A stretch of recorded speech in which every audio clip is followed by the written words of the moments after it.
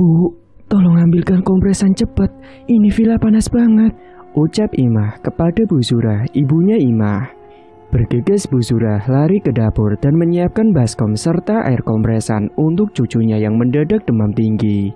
Setelah kembali ke kamar, Imah segera mengompres villa yang terlihat menggigil namun badannya panas sekali. Kenapa bisa seperti ini, Nak? Sejak kapan?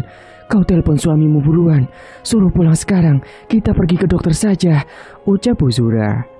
Bu Zura pun mengambil alih kompresan, sedangkan Imah beranjak untuk menghubungi suaminya, yaitu Dayat yang lagi kerja, dan suaminya pun segera pulang saat itu juga. Saat itu Dayat sedang bekerja di kantor. Tiba-tiba HP-nya berdering. Ternyata itu panggilan dari istrinya. Halo, ada apa, Dek? Mas, pulang sekarang ya. Ini villa badannya panas banget, ucap Imah panik.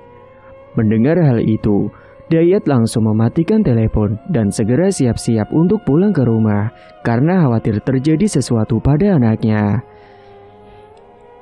Dan setelah beberapa menit kemudian, terdengar bunyi klakson mobil di depan rumah. Bergegas Bu Zura langsung membopong villa disusul oleh Imah. Sebenarnya kala itu, Dayat juga cemas, namun dia bersikap tenang agar tidak memperkeruh keadaan. Setelahnya Dayat pun langsung menuju ke rumah sakit. Bahkan di dalam perjalanan, Dayat sampai membunyikan klakson beberapa kali dan berteriak kepada pengguna motor yang menghalangi jalannya. Dia berkata bahwa sedang membawa anaknya yang sedang sakit dan butuh segera untuk tiba di rumah sakit. Akhirnya para pengendara yang lain pun memberikan jalan untuknya. Hingga setelah lika-liku perjalanan yang macet, akhirnya tibalah mereka di rumah sakit. Villa langsung ditangani oleh dokter, sementara keluarganya menunggu di depan ruangan. Imah dan Bu Zura mondar-mandir panik di depan ruang tunggu. Mereka cemas akan terjadi sesuatu pada Villa. Kenapa kalian mondar-mandir seperti itu? Sini duduk dulu yang tenang, ujar Dayat pada mereka berdua. Gimana mau tenang sih, Mas? Aku khawatir sama Villa. Iya, Dek, aku tahu. Aku juga khawatir, tapi seharusnya kau cobalah untuk tenang, biar keadaan tidak semakin keruh, ujar Dayat menenangkan istrinya. Villa kala itu masih berusia 5 tahun, dan dia adalah anak kedua dari Bu Imah dan Pak Dayat. Sedangkan anak pertama mereka sudah meninggal waktu ia masih berusia 4 tahun. Dan kini Bu Zura cemas akan cucunya yang kedua, takut terjadi hal seperti itu lagi. Hingga 30 menit kemudian, dokter pun muncul dan menjelaskan hasil pemeriksaannya. Dia bilang Villa berhasil diselamatkan. Katanya saat itu panasnya tubuh Villa itu tinggi banget, bahkan sempat kejang-kejang, dan sekarang kondisinya lemas seperti tak bertenaga. Dayat dan Imah mengucap syukur saat anaknya masih hidup, namun mereka juga sedih mendengar kondisi Villa yang sekarang karena belum sadarkan diri juga. Akhirnya Villa pun diopname untuk beberapa hari ke depan. Imah dan Bu Zura bergantian menjaganya. Dan pada malam hari, Villa ini bangun. Namun anehnya, tidak seperti bocah yang lainnya ketika sedang dipasang infus pasti akan rewel. Tapi Villa kali ini tidak rewel. Dia hanya membuka matanya dan tidak berkata sepatah kata pun. Kala itu pandangan Villa menghadap ke arah langit dinding ruangan rumah sakit dan dia terdiam kaku. Ternyata dia melihat sesuatu yang tidak bisa dilihat oleh ibu dan neneknya. Villa kala itu melihat sosok kuntilanak yang sedang merayap di atas langit dinding rumah sakit dengan wajah yang hancur. Namun sosok itu seketika menghilang begitu saja entah kemana. Setelahnya dia pun terdiam saja saat dihampiri oleh ibunya. Serta wajahnya kala itu terlihat sendu bahkan lemas tidak bertenaga. Kemudian Villa pun disuapi makan dan minum meskipun cuma sedikit. Nah, makan dulu ya, biar kamu cepat sembuh, ucap Imah. Namun makanan yang masuk ke mulutnya selalu dia lepehkan. Sungguh teriris sekali hati Imah ketika melihat anak yang lemas tak berdaya seperti itu. Kemudian setelahnya, Villa pun minum obat lalu lanjut tidur. Bu Zura kemudian nanya kepada Imah apa yang dia lakukan pas minggu lalu waktu berkunjung ke rumah Eyang Putri yang ada di desa. Karena memang saat itu Bu Zura gak ikut ke sana. hubungan Bu Zura dengan Eyang Sumi memang tidak baik karena dulu waktu Ima berusia 6 tahun, dia dibawa oleh Bu Zura untuk pindah tinggal di kota. Entah ada masalah apa Bu Zura dengan Eyang Sumi. Bahkan saat Bu Zura diajak menjenguk Eyang Sumi, dia nggak mau. "Nah, waktu minggu lalu kamu ke rumah nenek, kamu ngapain saja di sana?" tanya Bu Zura. "Sebenarnya saat aku nginep di rumahnya Eyang, ada beberapa hal aneh yang terjadi, Bu." "Hal aneh apa, Nak?" Kemudian Imah pun bercerita tentang dia dan suaminya serta anaknya saat berkunjung ke rumah Eyang Putri yang ada di kampung. Kala itu, tepatnya seminggu yang lalu, Dayat ini dapat cuti dari kantor selama 2 minggu. Dia berencana mengajak Villa dan Imah untuk berkunjung ke rumah Eyang Putri, meski Bu Zura gak mau ikut kala itu. Karena mereka pikir yang ada masalah cuman Bu Zura saja dengan Eyang Sumi, sementara Daya dan Imah gak ada masalahnya. Tujuan mereka ke sana, hitung-hitung untuk menghubung tali silaturahmi sama buyutnya Villa. Eyang Sumi ini adalah neneknya Imah dan juga buyutnya Villa. Meskipun beliau sudah tua, tapi dia masih seperti orang sehat. Bahkan umurnya kala itu sudah hampir mendekati 80 tahunan. Mereka pergi ke kampung Eyang Sumi dengan menggunakan mobil dan perjalanan ditempuh selama 4 jaman. Mereka kadang mampir terlebih dahulu di rest area untuk istirahat dan sekalian untuk membeli oleh-oleh untuk Eyang Sumi. Dan jika kalian berpikir rumah Eyang Sumi yang tua ini adalah rumah gubuk desa pada umumnya, kalian salah besar. Karena justru rumah Eyang Sumi ini paling besar dan paling mewah yang ada di desa itu. Eyang Sumi adalah orang terkaya di desa. Bahkan Ima sendiri heran kenapa Bu Zura nggak mau tinggal di rumah semegah itu. Memang selama ini Bu Zura tidak pernah menceritakan kenapa dia tidak bisa akur dengan ibunya sendiri. Meskipun Ima selalu bertanya berkali-kali, namun Bu Zura tetap tidak mau menjelaskannya. Singkat waktu, setibanya di rumah Eyang Sumi, mereka disambut penjaga gerbang dan diarahkan masuk ke halaman rumah. Eyang Sumi terlihat sudah menunggu di depan teras sambil minum teh. Dia memakai baju kebaya zaman dahulu, sungguh ciri khas Jawa banget pokoknya. Eyang Sumi pun bangkit dan menghampiri mereka yang berjalan menuju ke arahnya. Saat itu Eyang Sumi langsung memeluk dan menciumi Villa karena sudah lama tidak bertemu. Villa pun menjadi bulan-bulanan pipinya karena diciumi terus oleh Eyang Sumi. Sementara Eyang Kakung sudah meninggal sejak Imah masih kecil, Eyang Sumi hanya tinggal serumah dengan pembantunya. Mereka pun kemudian masuk ke dalam rumah dan mereka berencana akan menginap 3 harian di sana. "Kalau begitu, ayo masuk ke dalam dulu. Itu biar koper sama barangnya dibawa masuk sama Piatun aja." "Gak usah ya, biar saya bawa sendiri aja," ucap Dayat. Setelah masuk ke dalam rumah, mereka duduk di ruang tengah ngobrol-ngobrol terlebih dahulu sambil istirahat karena lelah dalam perjalanan. Piatun, Bi." "Iya Eyang, ada apa?"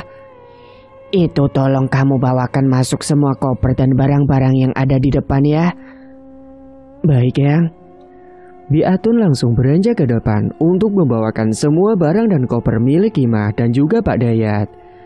Beberapa saat kemudian, semua barang dan koper sudah dibawa masuk ke dalam kamar tamu yang ada di rumah Eyang untuk mereka tinggal nantinya. Sementara oleh-oleh dibawa Piatun ke ruang tengah karena akan diberikan kepada Eyang Sumi. "Ini oleh-olehnya mau ditaruh di mana, Neng?" tanya Piatun pada Imah. "Oh iya, ini Yang, ada oleh-oleh buat cemilan Eyang." "Halah kalian pakai repot-repot segala."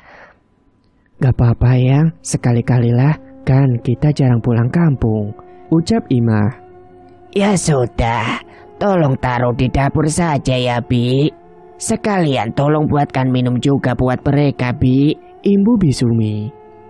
Segera Piatun beranjak ke dapur untuk meletakkan oleh-oleh dan membuatkan minuman buat mereka, serta menyiapkan beberapa camilan. "Gimana tadi di perjalanan?" "Alhamdulillah lancar Eyang." "Tidak ada macet kan?" "Nggak ada Eyang, paling berhenti di rest area dulu, jadi agak mulur." Lah Villa nggak rewel kan, Duk? Enggak dong, Eyang, jawab Villa. Sesaat kemudian, Biatun pun datang membawakan minuman serta camilan. Silakan, Neng, ini minumannya. Makasih ya, Bi. Dan malam harinya, mereka pun makan malam bersama. Terkadang Villa kecil itu juga ikut berceloteh. Dia senang saat diajak bercanda dengan Eyang Sumi. Dan setelah pukul 7 malam, Eyang Sumi ini pamit duluan untuk tidur. Sementara Ima dan Dayat memilih untuk menonton TV sambil memangku Villa. Eyang tidur duluan ya, sudah ngantuk. Soalnya nggak pernah tidur malam banget, ujar Eyang Sumi. Oh, iya Eyang, silakan, timpal Ima. Saat mereka sedang asik menonton televisi, Villa malah tertidur di pangkuan ibunya. Kemudian dia pun diangkat masuk ke dalam kamar dan tidur dengan Ima. Dan Pak Dayat saat itu nonton TV sendiri. Mas, aku ke kamar dulu ya. Ini Villa kasihan udah tidur pulas. Iya, sana duluan. Aku mau nonton TV dulu. Saat itu Pak Dayat duduk menonton TV sendirian di ruang tengah. Suasananya sangat sepi sekali, tidak seperti biasanya waktu ia ada di kota. Di desa itu, Dayat merasa sunyi dan sepi, hanya terdengar suara hewan-hewan yang saling bersautan seperti jangkrik dan katak, karena rumah Eyang Sumi itu masih dekat dengan persawahan.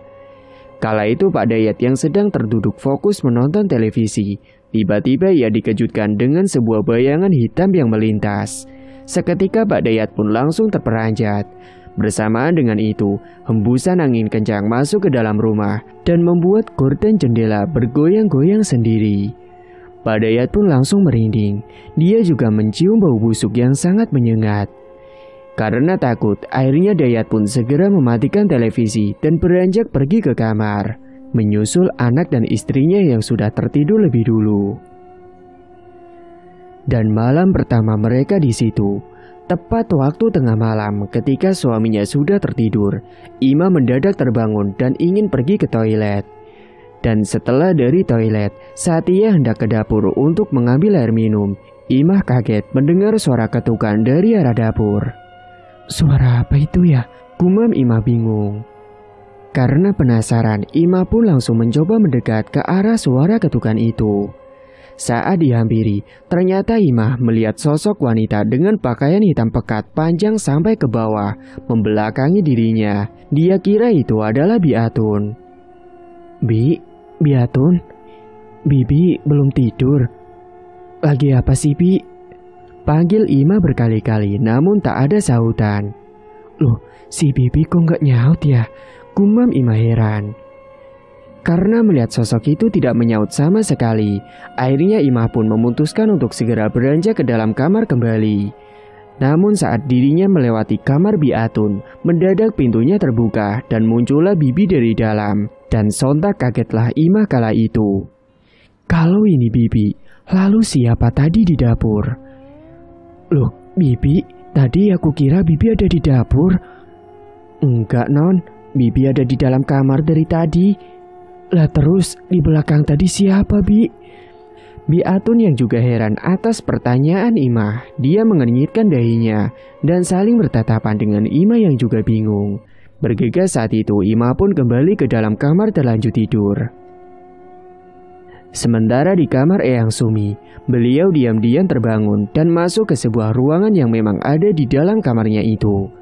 Ruangan itu selalu dikunci, siapapun gak diperbolehkan masuk ke dalam ruangan itu, kecuali Eyang Sumi sendiri. Dan setelah masuk, Eyang Sumi pun menyalakan sebuah lilin di tengah ruangan, dan nampaklah beberapa sesajen yang telah disiapkannya. Eyang Sumi duduk di tengah dan merapalkan sesuatu, dan kemudian dari ventilasi kamarnya itu, masuk sebuah asap tebal, yang kemudian berubah menjadi sosok kuntilanak hitam. Ternyata selama ini Eyang Sumi telah terikat perjanjian dengan iblis, dan iblis itulah yang telah membuatnya jadi orang terkaya di desa. Namun tentu itu semua tidak gratis, ada bayarannya. Ternyata dulu Eyang Sumi sudah tega menumbalkan Eyang Kakung sendiri dan juga anak Ima yang pertama dulu tanpa diketahui oleh siapapun. Saat itu di dalam ruangan sudah ada beberapa sesajen dan juga kemenyan yang sudah dibakar. Setelah merapalkan beberapa mantranya, dan setelah sosok itu datang menghampirinya, sosok itu menghadap ke arah Eyang Sumi dan meminta bayaran lagi. Dan si Kunti hitam itu meminta villa untuk dijadikan tumbal berikutnya. Seminggu lagi sudah waktunya kau memberikan tumbal untukku. Dan aku meminta cicitmu itu sebagai bayarannya. Apakah maksudmu villa? Sosok kuntilanak itu mengangguk, pertanda mengiyakan ucapan Eyang Sumi. Ambillah satu helai rambutku. Kau harus bisa membuat cicitmu itu menelannya, bagaimanapun caranya. Perintah sosok itu. Setelah mengambil satu helai rambut kuntilanak hitam itu, Eyang Sumi mengangguk-angguk dan kemudian sosok itu pergi menghilang begitu saja. Eyang Sumi memang sengaja menanti hal ini. Dia senang banget saat dapat kabar kalau Ima dan anaknya akan datang ke rumah, dan dia pun menyiapkan semua ini untuk kedatangan cicitnya itu. Eyang Sumi sudah melakukan hal ini sejak lama saat dia belum kaya raya. Waktu itu beliau mendatangi salah satu dukun yang jadab dan akhirnya berhasil menempuh jalur kekayaan cepat dengan cara yang sesat. Hingga akhirnya kini dia menjadi orang terkaya di desanya. Sekedar informasi, konon katanya kuntilanak hitam benar adanya dan dia disebut-sebut bekerja sama dengan dukun. Kuntilanak ini sangat agresif karena memang suruhan dari dukun ilmu hitam. Bahkan kehadiran kuntilanak hitam ini bisa menguras energi manusia sehingga orang yang bertemu dengannya akan merasa lemas dan juga tidak bertenaga. Sementara di kamar Imah, kala itu ia merasa heran dan bingung atas apa yang baru dialaminya. Dia masih terus kepikiran hingga akhirnya dia tidak bisa tidur malam itu. Imah terdiam di dalam kamarnya sembari menatap ke arah langit-langit sambil melamun. Tiba-tiba saja ia mencium bau busuk yang sangat menyengat. Dan malam itu Imah juga mencium bau kemenyan yang sangat menyeruak. Namun ia tidak tahu bahwa bau kemenyan tersebut berasal dari Eyang Sumi yang sedang melakukan ritual. Tiba-tiba, Imah dikejutkan dengan suara wanita yang tertawa mengikik dari balik jendela kamarnya. Karena penasaran, Imah pun menoleh ke arah jendela dan betapa terkejutnya ia ketika melihat ada sosok kuntilanak hitam sedang berdiri menatap ke arahnya. Sontak dia pun langsung ketakutan dan menenggelamkan tubuhnya di balik selimut. Imah pun mencoba untuk memejamkan kedua matanya supaya bisa tertidur. Dan esok paginya, Imah menceritakan kejadian tadi malam kepada suaminya soal apa yang dia lihat tadi malam. Namun Dayat hanya menanggapi bahwa istrinya itu mungkin lelah sehingga dia berhalusinasi. "Mas, semalam aku ngalamin hal aneh, Mas." "Hal aneh apa, Dek?" "Semalam kan aku bangun tengah malam, terus aku pergi ke toilet. Lalu pas aku ke dapur mau minum, tiba-tiba aku melihat ada wanita berdiri di sana, Mas, dan memakai baju hitam panjang. Tapi pas aku coba untuk manggil, dia nggak nyaut dan nggak nengok sama sekali. Aku pikir itu adalah Bibi, dan aku pun mutusin kembali ke kamar saja. Tetapi pas aku lewat tepat di kamarnya Bi Atun, aku kaget, Mas. Ternyata yang membuka pintu adalah Bibi dan dia keluar dari kamar. Lah terus tadi yang di belakang itu siapa? Apa itu setan?" Terang Imah. "Mana mungkin, Dek. Kamu hanya kelelahan saja kali. Lalu kamu halusinasi," timpal Dayat. "Ya udah kalau Bapak nggak percaya," jawab Imah kesel mendengar respon jawaban dari suaminya. Hari itu, Imah dan Pak Dayat berkunjung ke tetangga sekitar. Namun villa ini nggak mau diajak pergi. Akhirnya dia pun dititipkan sama Eyang Sumi.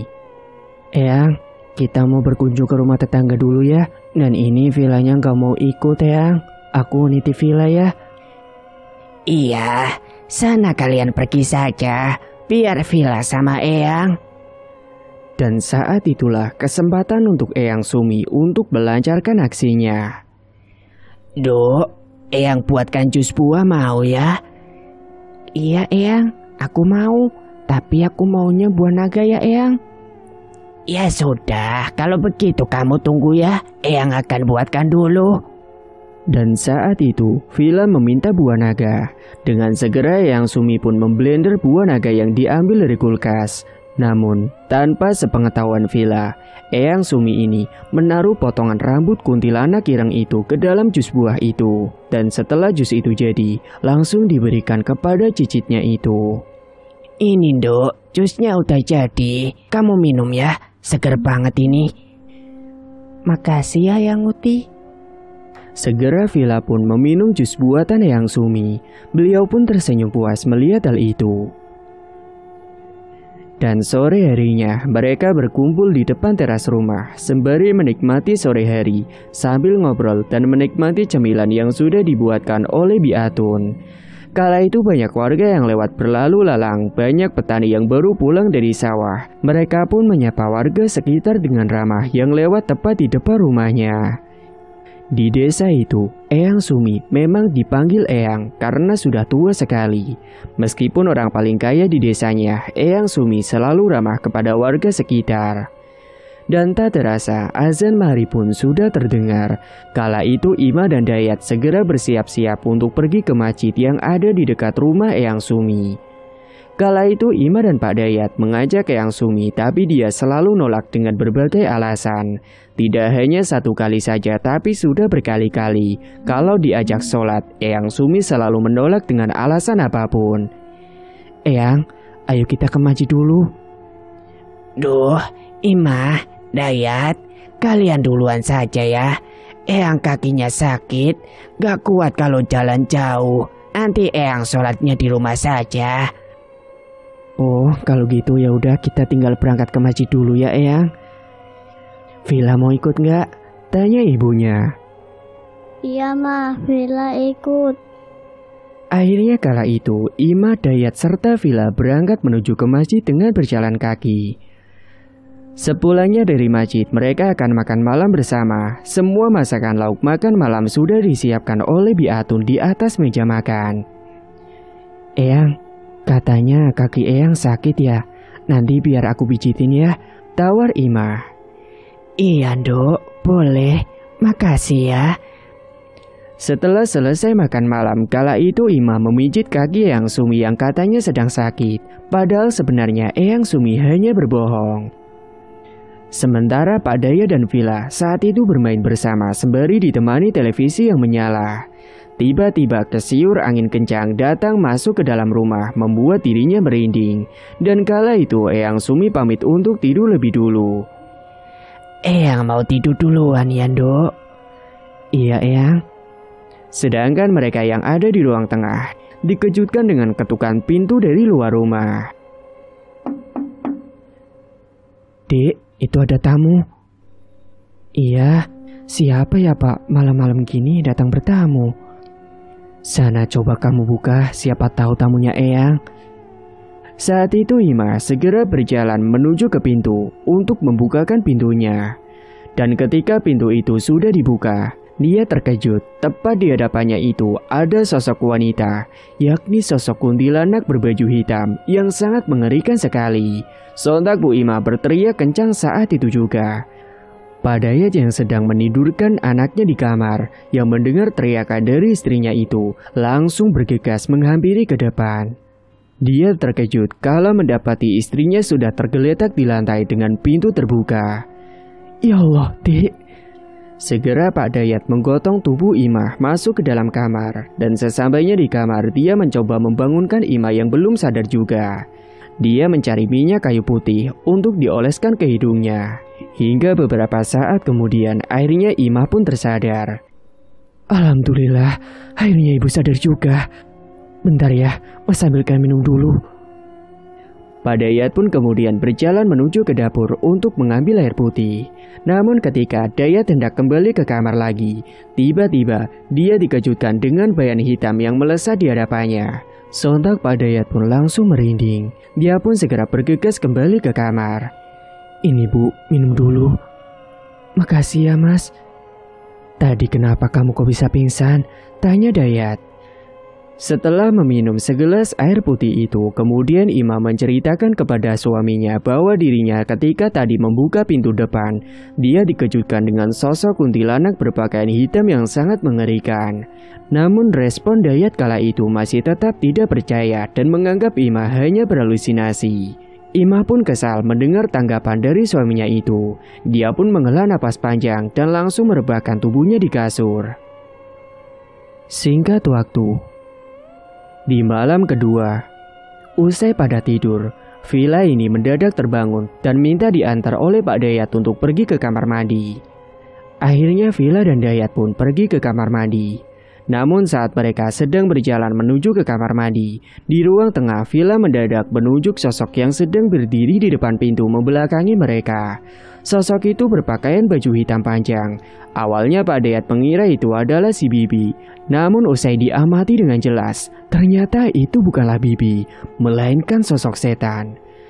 Refleks dengan segera sebelum setan itu berbalik badan, Pak Dayat langsung membopong Villa dan lari ke kamar dengan ngos-ngosan. Setibanya di kamar, Ima heran melihat suaminya yang ngos-ngosan sambil gendong Villa.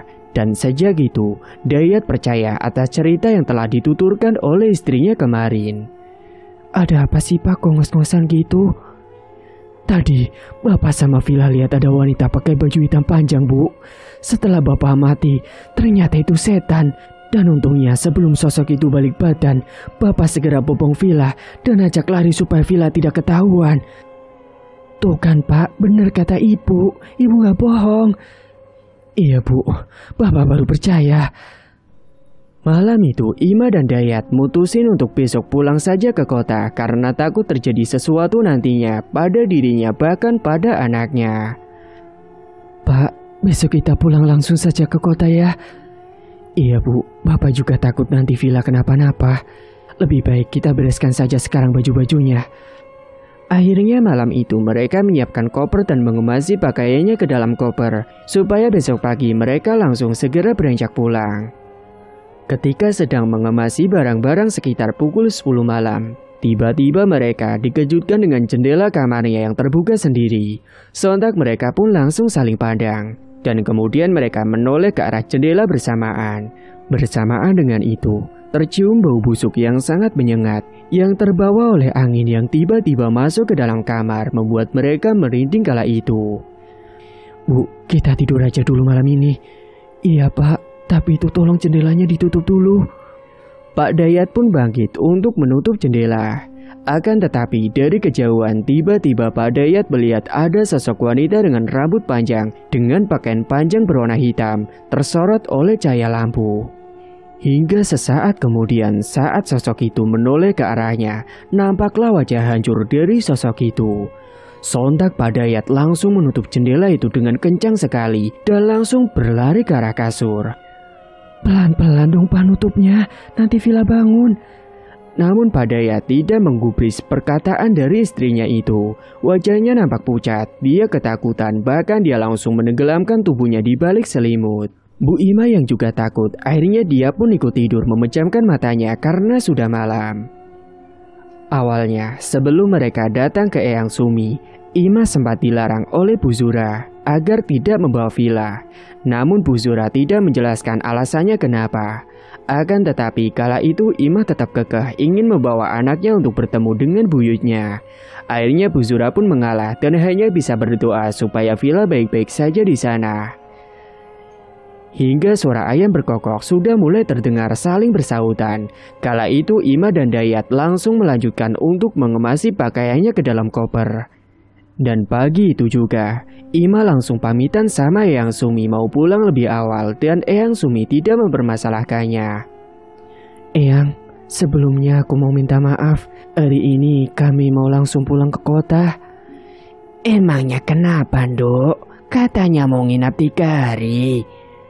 Gini Eyang, aku ada urusan mendadak kerja di kantor, jawab Dayat beralasan.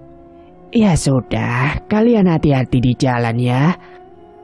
Dan memang pada saat itu belum terjadi apa-apa sama Villa, dan itulah yang hanya diketahui oleh Ima.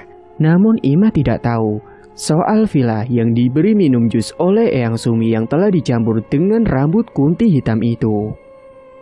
Selama di perjalanan pulang, Ima dan Dayat mengendarai mobil dengan hati-hati.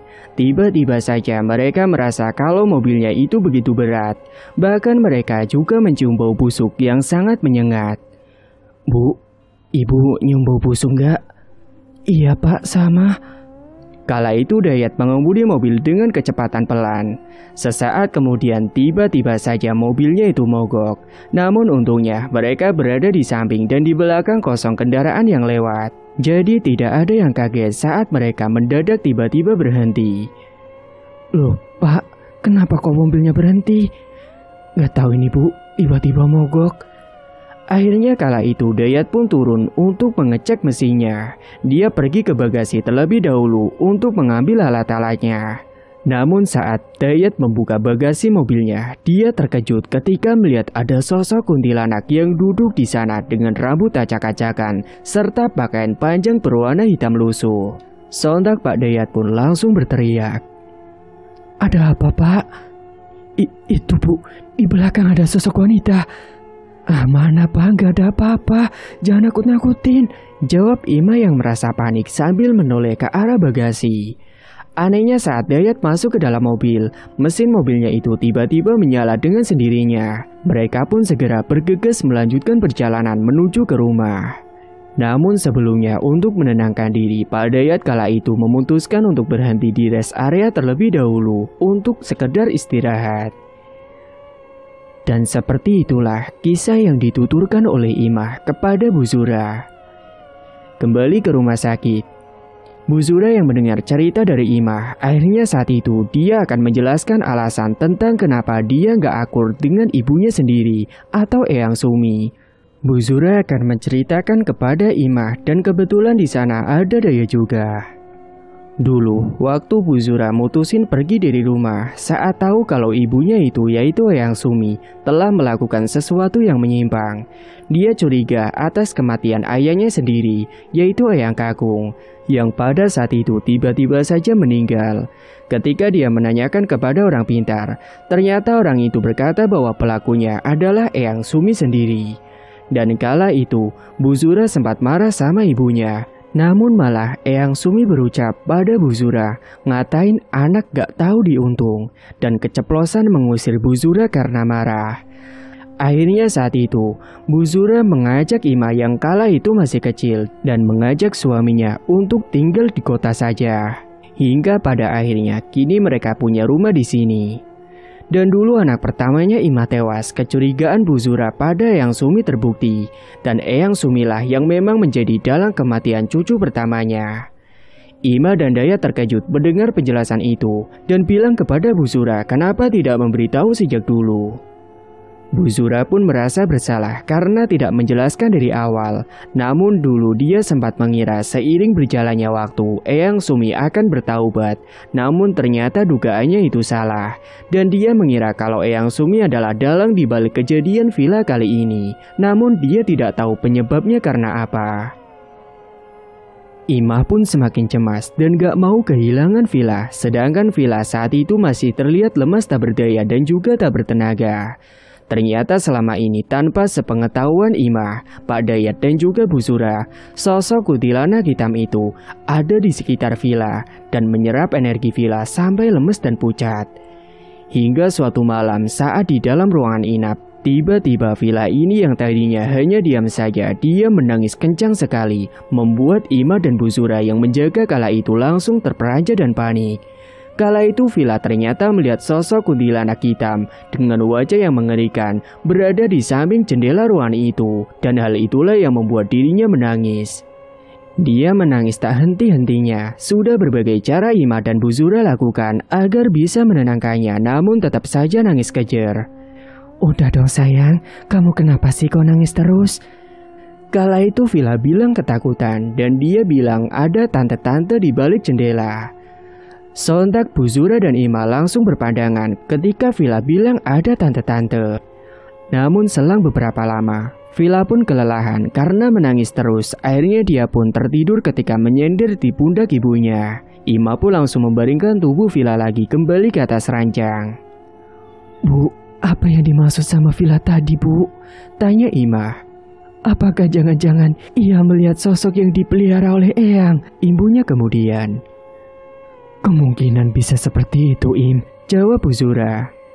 Nanti ibu akan coba panggilkan seorang ustadz. Soalnya dia ketakutan terus dan nangis terus. Ibu takut Villa nanti kenapa-napa. Iya, Bu.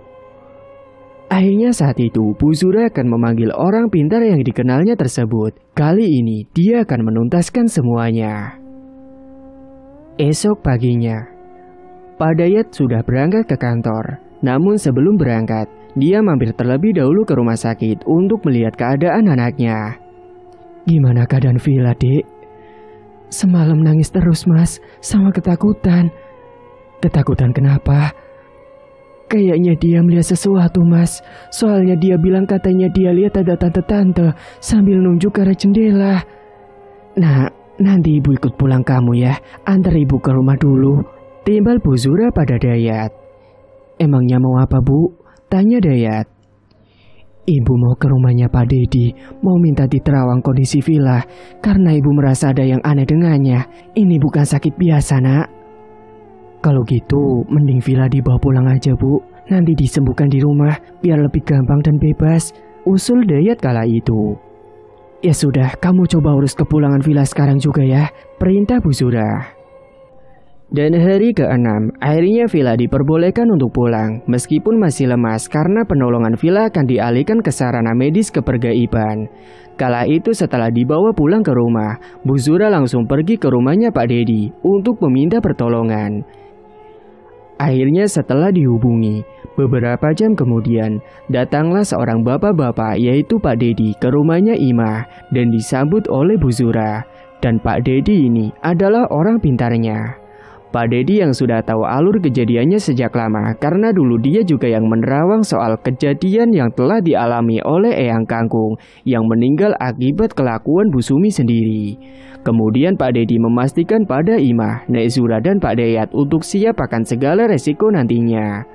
Karena kemungkinan jika berhasil, bisa jadi Eyang Sumi tidak akan tertolong. Mungkin mereka bukan bermaksud untuk membunuh Eyang Sumi, melainkan hanya melindungi diri. Karena Pak Dedi nggak akan menyantet balik Eyang Sumi, melainkan jika ini berhasil, maka sosok itu akan menuntut orang yang melakukan perjanjian dengannya. Karena ritual yang telah dilakukan berhasil digagalkan, dan di mana sosok itu akan menuntut balas pada Eyang Sumi. Imah, Bu Zura dan Pak Dayat akhirnya mengangguk mantap. Mereka tidak ingin Villa meninggal karena dijadikan tumbal. Kemudian Pak Dedi beranjak sholat hajat terlebih dahulu.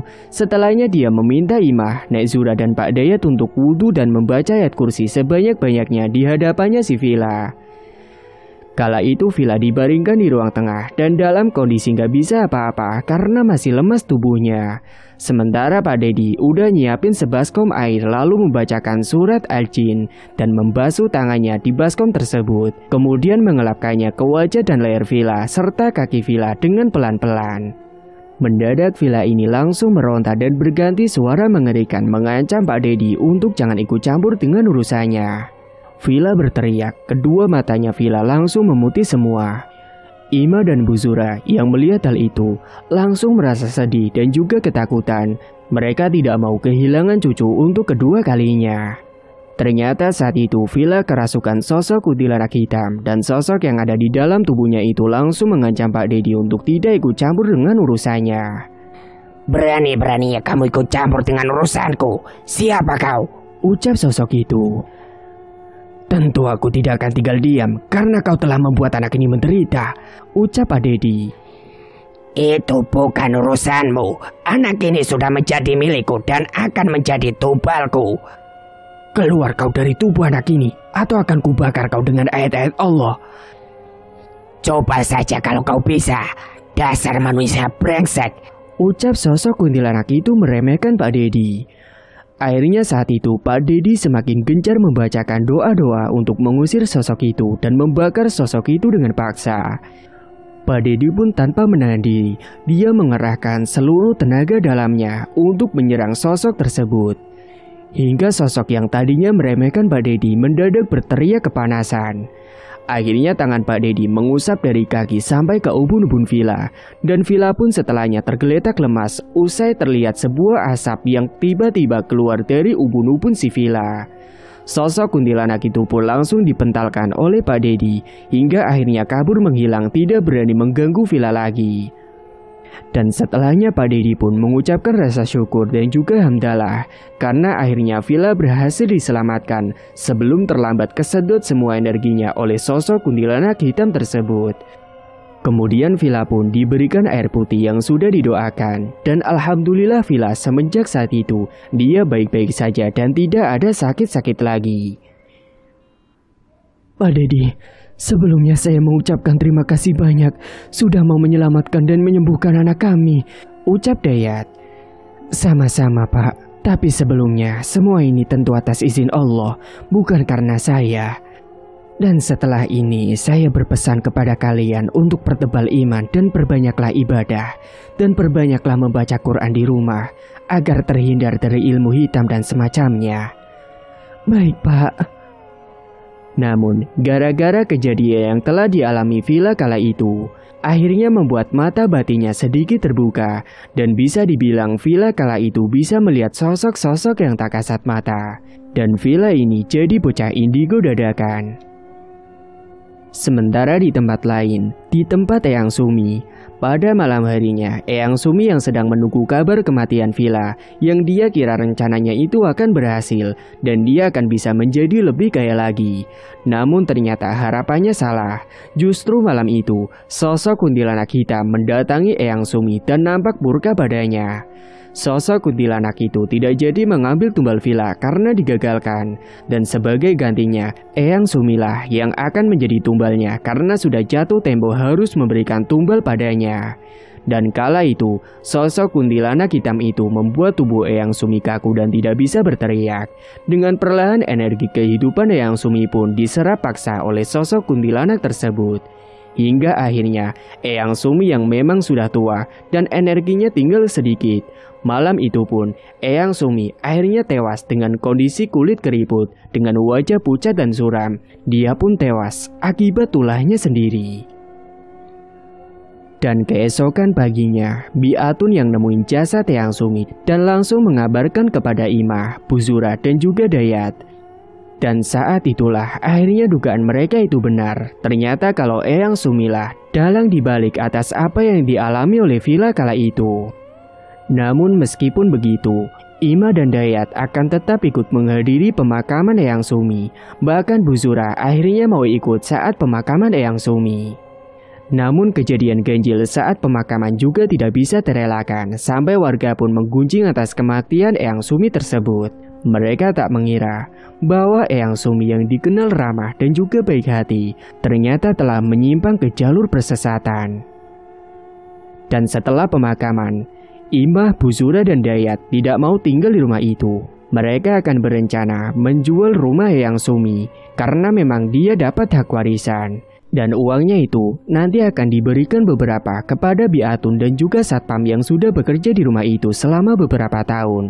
Dan sisanya nanti akan disumbangkan saja. Ima, Buzura dan Dayat serta villa pun akhirnya balik ke kota. Dan kini mereka tinggal di sana dengan tenang dan damai. Namun mereka tetap kerap pulang kampung untuk sekedar mengirim doa buat Eyang Kangkung di kampung. Dan juga makam anak pertamanya Bi Ima dan Pak Dayat yang dimakamkan di kampung. Dan pesan kali ini, janganlah sampai kita terjerumus ke perbuatan yang menyimpang hanya karena ingin mendapatkan kekayaan secara cepat dan tanpa susah payah sedikit pun. Jangan sampai hanya karena nafsu duniawi membuat diri ini memilih jalan pintas dengan bersekutu dengan jin atau iblis atau sejenisnya. Jangan sampai karena perbuatan yang dilakukan malah membuat orang lain celaka dan menjadi korban karena keserakahannya. Semoga kita selalu dalam lindungan Allah Ta'ala dan tidak terjerumus ke dalam lembah hitam yang menyesatkan. Perbanyaklah ibadah dan pertebal keimanan supaya terhindar dari hal demikian. Dan semoga kita kelak meninggal dalam keadaan husnul khotimah. Tamat. Cerita pun selesai. Terima kasih bagi Mase dan Bae yang sudah setia menyimak cerita ini sampai akhir. Dan bagi yang belum menekan tombol subscribe, silakan klik tombol subscribe sekarang juga. Dan semoga kalian semua dimanapun berada selalu sehat-sehat semua dan dimudahkan segala urusannya. Dan sampai jumpa lagi di cerita terbaru yang akan Mang Rifan bawakan nantinya.